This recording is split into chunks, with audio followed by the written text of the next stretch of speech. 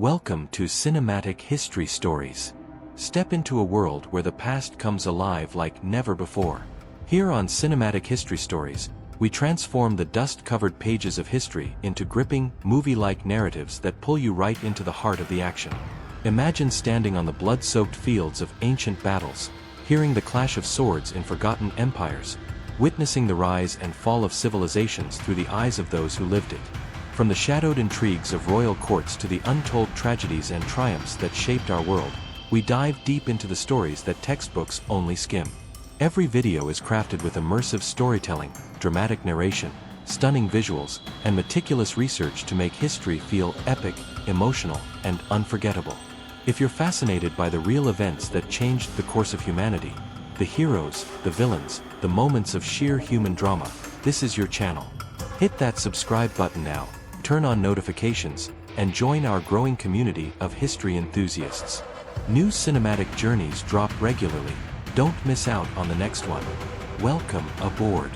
The story starts now. The shadow of war descends on Bengal. October 16, 1942. The Ganges Delta, West Bengal, British India. The wind howls like a vengeful spirit across the vast, muddy expanse of the riverine maze, where the Brahmaputra and Meghna rivers converge in a tangled web of waterways. Dark clouds churn overhead, pregnant with the fury of the Bay of Bengal, as salt-laden gusts whip through the thatched roofs of fishing villages clustered along the silt-choked banks. You can almost feel the first stinging raindrops pelting your skin. Hear the distant rumble of thunder echoing like artillery fire from the Burmese front lines, just beyond the horizon where Japanese forces lurk.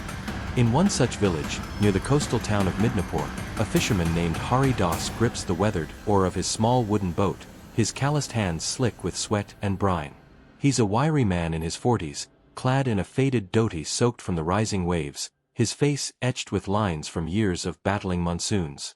Beside him, his young son, no more than 12, bails water frantically with a rusted tin bucket as the cyclone bears down. The boat rocks violently, creaking under the assault, its bamboo frame straining against ropes tied to a mangrove stump. "Hold fast, beta!" Hari shouts over the roar, his voice raw with fear, but there's no time. The wall of water surges in, a towering gray monster swallowing the horizon. The cyclone slams into the coast with biblical force, winds clocking over 100 miles per hour, uprooting palm trees and hurling them like spears into the paddy fields. Floodwaters rise swiftly, inundating the low-lying rice paddies where the almond crop, the winter harvest, stands half-submerged, its green stalks bending and breaking under the torrent. Hari's boat is torn from its mooring, flipping end over end in the chaos, splintering against a submerged embankment. He claws his way to the surface, gasping, his son nowhere in sight amid the debris of shattered homes and drowned livestock. By dawn, as the storm recedes, leaving behind a landscape of devastation, flattened huts, bloated cattle carcasses floating in the brackish pools, and miles of ruined fields, the death toll already mounts in the thousands. But this is no isolated act of nature. It's the spark that ignites a powder keg meticulously laid by the hands of empire. In the provincial capital of Calcutta, Kolkata to the locals, some 200 miles inland, the British administration stirs in their colonial offices within the Writers' Building, a grand neoclassical edifice of red brick and white columns, its corridors echoing with the clack of typewriters and the murmur of telegrams. Sir John Herbert, the governor of Bengal, a stern man with a clipped mustache and starched khaki uniform, pores over reports at his mahogany desk, the ceiling fan whirring lazily above. He's flanked by aides in pith helmets, their faces flushed from the humidity that seeps through even the barred windows. Cyclone damage is extensive, one reports, unfolding a sodden map marked with red ink denoting flooded districts. Coastal rice yields down by at least 20%.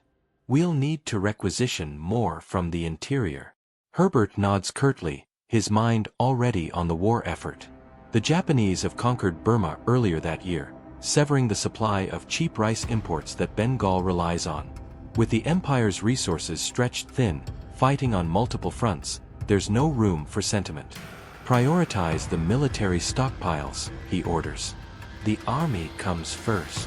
Meanwhile, in the rural heartlands, away from the storm's epicenter, the machinery of war grinds on. British soldiers, part of the Eastern Command under General William Slim, a pragmatic leader with a weathered face and a reputation for toughness, fan out across the Delta's waterways.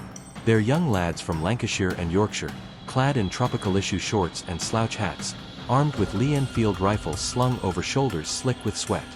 Their orders: implement the denial policy. In villages like Hyperinflation, now a sodden ruin, troops seize boats by the thousands, simple dugouts and flat-bottomed barges essential for ferrying rice from fields to markets.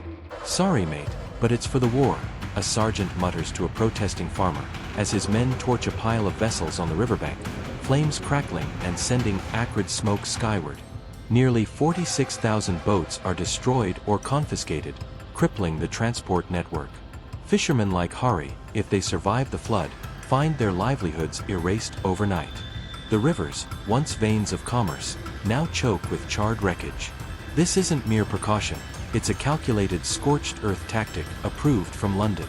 Winston Churchill, the bulldog-faced Prime Minister, chain-smoking cigars in the dimly lit war cabinet rooms beneath Whitehall, fears a Japanese invasion through the Delta. "Deny them mobility," he growls during a late-night meeting, his voice gravelly from brandy and exhaustion, as maps of Asia unroll before him and advisors like Lord Charwell nod in agreement. Back in Bengal, the rice denial follows suit.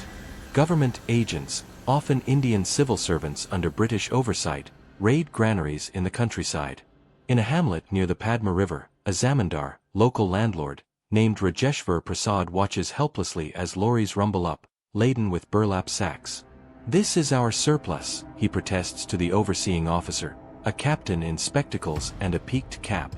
But the rice is carted off to fortified warehouses in Kolkata, earmarked for the 2 million Allied troops turning India into a bulwark against Japan. Farmers receive fixed prices below market value, paid in freshly printed rupees that flood the economy. Britain's war chest is empty. Bankrupt from fighting Hitler in Europe, they've sold assets to America and now turn to India. The Reserve Bank in Bombay, controlled by British appointees like Sir James Taylor, the silver-haired governor, runs the presses hot. Currency in circulation triples between 1939 and 1943, IOUs stacked in London as sterling balances, frozen promises of post-war repayment. Inflation creeps in like a thief, eroding the value of every rupee in a laborer's pocket. In the markets of rural Bengal, where landless workers like Hari's neighbors haggle over handfuls of rice, prices tick upward.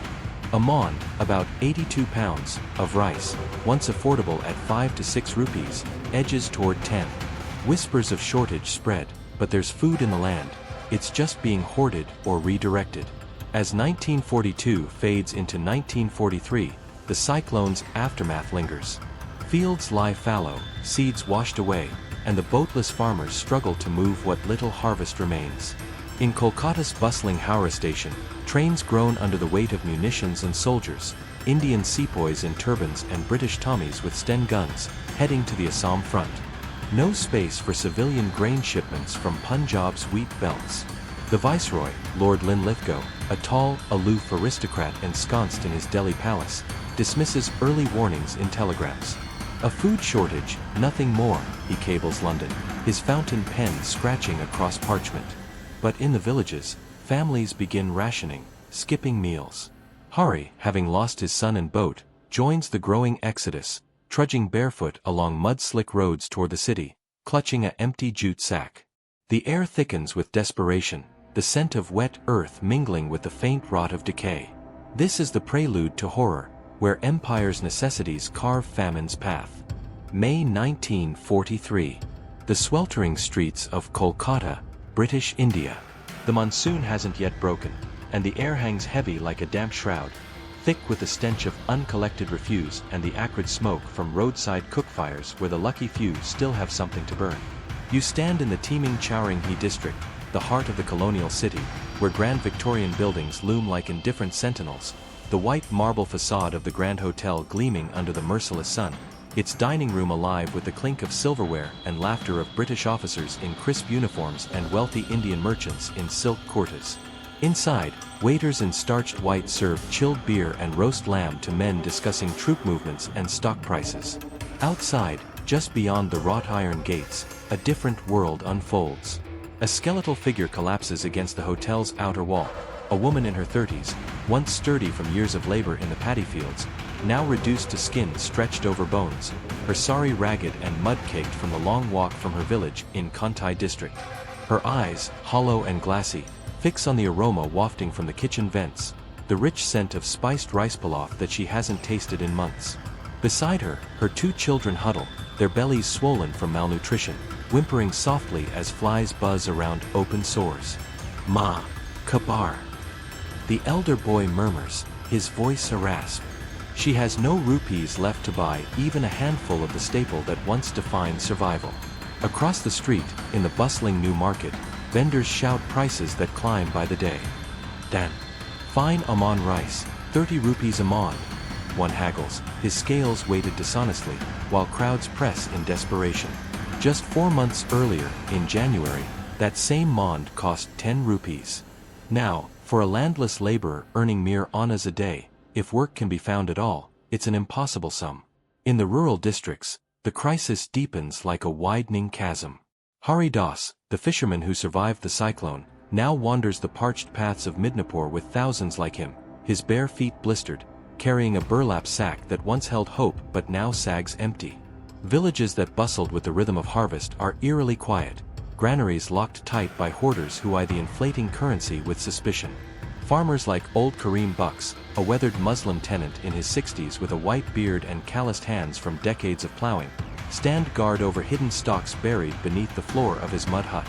These paper notes, they're worthless tomorrow, he mutters to his wife as he counts the crisp rupees paid by government buyers earlier in the year. The Reserve Bank's presses in Bombay and Calcutta churn relentlessly under British oversight, flooding the economy with billions more to fund barracks, airfields, and the uniforms for the swelling Indian Army. Sir Chintaman Deshmukh, the Indian deputy governor forced to comply, signs off on the expansions, his face grim in the fluorescent-lit vaults where ink and paper become the empire's lifeblood. The inflation isn't abstract, it's a silent killer. In the markets of Dhaka, east of the Delta, traders whisper of panic. When word spreads that prices will rise again, sales halt. Why sell today for rupees that buy less next week? A grain merchant named Gopal Sen argues in a dimly lit godown stacked with sacks, his ledgers showing profits ballooning even as the poor starve. Hoarding accelerates, the psychology of hyperinflation gripping the province.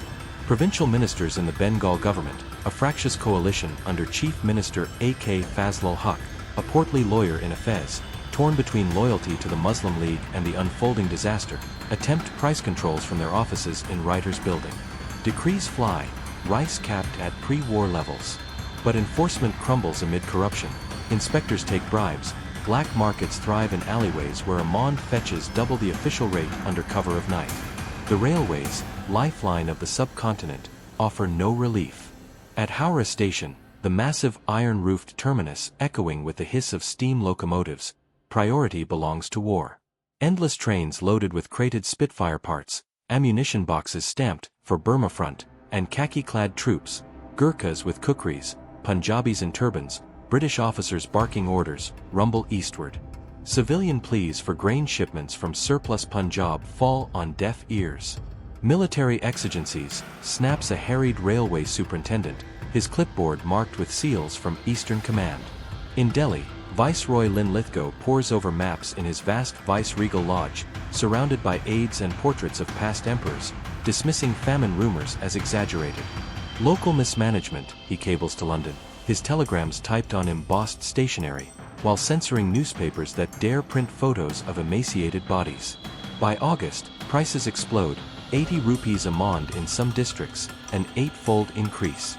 There is rice in Bengal, in government warehouses guarded by sentries, in private hoards, even remnants in fields hampered by the boat denials. Amartya Sen, the future economist, then a boy of 9 in Santiniketan, would later recall seeing food available but unaffordable, the essence of an entitlement famine. People don't starve from absolute scarcity but from shattered purchasing power. Landless laborers, spending 80% of income on rice alone, cross the threshold first. Families eat weeds, banana roots, even famine foods like wild grasses boiled into gruel. Social order phrase. Parents sell pots, jewelry, then children in desperate bids for a few rupees worth of grain. The exodus swells. Columns of refugees, men, women, children, trudge toward Kolkata, believing the imperial capital holds salvation. The Sarkar will provide, they murmur, invoking the government as a paternal king-emperor. Hari joins them, his gaunt frame shuffling along dusty roads lined with tamarind trees, passing abandoned villages where dogs gnaw on unburied remains. They arrive to a city transformed by war boom. Factories humming with shifts producing uniforms and shells, nightclubs like Firpos alive with jazz and champagne, profiteers flaunting new wealth. Yet on the pavements, the starving collapse in heaps. Municipal sweepers, overwhelmed, collect bodies by the cartload, thousands weekly, dumping them in pits or pyres that choke the air with funeral smoke. British residents avert eyes. In the exclusive Bengal club, members sip gin paheets under punkas pulled by servants, debating cricket scores while outside, a child dies clutching an empty bowl. The horror is visceral. Mothers with shriveled breasts trying to nurse infants already gone. Fathers reduced to begging at restaurant doors where scraps are fought over by crowds. The juxtaposition is Dantean, abundance for the few, oblivion for the many. And in London, the first telegrams begging for aid begin to arrive, setting the stage for decisions that will seal millions' fates. The refusal in London and the Empire's final reckoning. October 1943. The underground war rooms beneath Whitehall, London. The air is thick with cigar smoke and the low hum of ventilation fans struggling against the damp chill of autumn. Winston Churchill sits at the head of the long oak table in the cabinet room, his bulky frame hunched forward, a half-empty glass of whiskey at his elbow and maps of Europe and Asia spread before him like a gambler's hand. His face, etched with the strain of 4 years of total war, is flushed as he pores over shipping tonnage reports. Around him sit the men who hold the Empire's fate. Leo Amory, the Secretary of State for India, a bespectacled figure with a perpetual look of worry. Field Marshal Sir Archibald Wavell, newly appointed Viceroy, his soldiers bearing rigid even in civilian suit after a hurried flight from Delhi, and advisors like Lord Leathers, the Minister of War Transport, shuffling manifests of merchant vessels. A telegram from Wavell lies open on the table, its urgent wording stark against the yellow paper. Famine, one of greatest disasters to befall any people under British rule. Reputation of empire being destroyed in rice fields of Bengal. Require immediate import of 1 million tons wheat. Wavell, having walked Kolkata streets just days earlier, stepping over emaciated bodies, hearing the thin wails of dying children, speaks with controlled fury. Gentlemen, I have seen it with my own eyes. Mothers with dead infants at withered breasts. Corpses stacked like cordwood. We are losing India not to the Japanese, but to starvation we ourselves have engineered. He demands ships. Australian wheat sits ready in Sydney harbors, Canadian grain in Vancouver. A few weeks sailing could break the inflation, flood the markets, save millions. Churchill's response is ice. He taps ash from his cigar, eyes narrowing. And what of the build-up for Overlord? He growls, referring to the planned invasion of France in 1944. Every ton diverted to India is a ton denied to our troops crossing the Atlantic. The liberation of Europe takes precedence. He waves a hand dismissively. The Indians, always breeding like rabbits. If the famine is so dire, why hasn't Gandhi died yet? The room falls silent. Amory flinches, knowing the Prime Minister's contempt for India runs deep, his Victorian belief in racial hierarchy, his hatred of the independence movement. In private memos, Churchill ranks priorities bluntly. Feed Britons first, the army second, colonial subjects last. Ships laden with Australian wheat steam past India toward the Middle East, building reserves deemed strategic, while Bengali children eat grass. Back in Bengal, the new viceroy refuses to wait. Wavell mobilizes the Indian army. Thousands of sepoys and Gurkhas who trained to fight Japanese now load trucks with whatever grain can be scraped together. He commandeers railways, forcing locomotives to haul rice instead of shells. Relief kitchens spring up along Kolkata's outskirts, soldiers ladling thin gruel to endless queues of skeletal figures. The death rate slows, but the damage is done. Disease, malaria, cholera, dysentery, claims the weakened long after prices begin to stabilize in 1944. The final toll climbs toward 3 to 4 million, 6 times the British Empire's battlefield dead across the entire war. As the Allies march toward victory in 1945, the financial reckoning begins. In the marble halls of the Bank of England, officials stare at ledgers showing Britain owes India £1.3 billion in sterling balances. Frozen IOUs for goods extracted, rupees printed, lives spent. In today's terms, tens of billions. John Maynard Keynes, the brilliant economist with his trademark bow tie and sharp intellect, argues in Whitehall meetings that the debt should be slashed or cancelled. India was defended by our efforts, he insists. They should contribute to their own salvation. Indian negotiators, soon to be leaders of an independent nation, counter with fury. The war was declared without consent, the famine its direct price. 3 million dead to balance Britain's books. Britain devalues, delays, erodes the debt through inflation. India receives partial repayment, much of it forced back into British coffers for arms or tide aid. The moral ledger, however, is bankrupt. The famine's ghosts haunt the final years of the Raj. In villages where entire families vanished, survivors speak in whispers of the time the Sarkar let them starve while soldiers ate full rations. Subhas Chandra Bose's Indian National Army may have been crushed, but his message, that Britain was the true enemy, echoes in every empty granary. The Quit India movement surges with new desperation. Communal tensions, sharpened by competition for scraps, fester into the wounds that will birth partition. When the Union Jack is lowered over Delhi's Red Fort on August 15, 1947, it is not a graceful exit but a retreat from a colony bled dry. The Bengal famine exposed the empire's fatal flaw. In crisis, the periphery is sacrificed to save the center. Churchill saved Europe from fascism, but in the silence of Bengal's abandoned paddies, the cost was etched in millions of unmarked graves. History remembers the beaches of Normandy and the fall of Berlin. It too often forgets the starving mother on a Kolkata sidewalk, dying within sight of banquet tables laden with food she could no longer afford. The Good War had a shadow, and its darkest chapter was written not with bullets, but with printing presses and refusal. The British Empire did not leave India because it discovered conscience. It left because it had spent every last ounce of moral authority to buy victory, and found the account empty.